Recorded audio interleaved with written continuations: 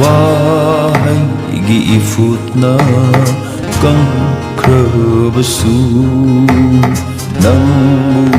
say tawadi lebero Kuraw gi mangala mang krabasu Nanggi nasektit lay horani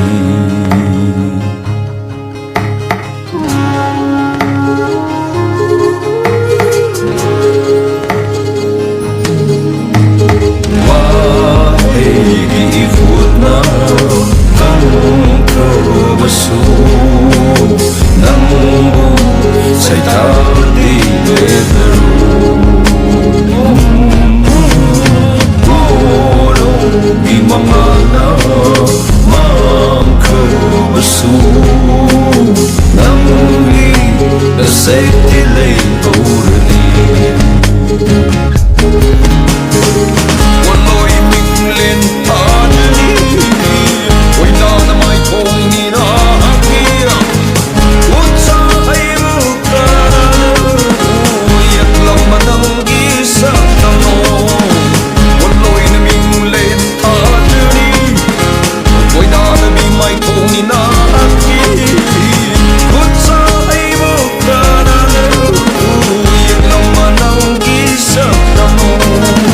Fajabagi haurak pang uiribi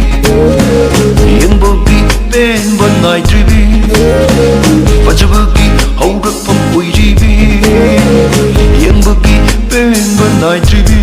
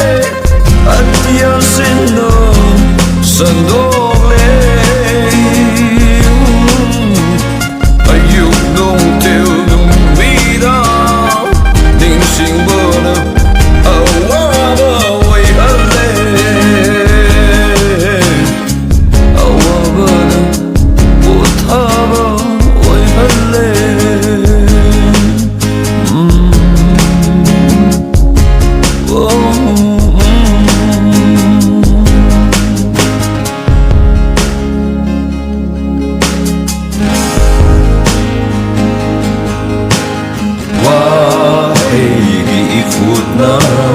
kang kabaso Nang buong say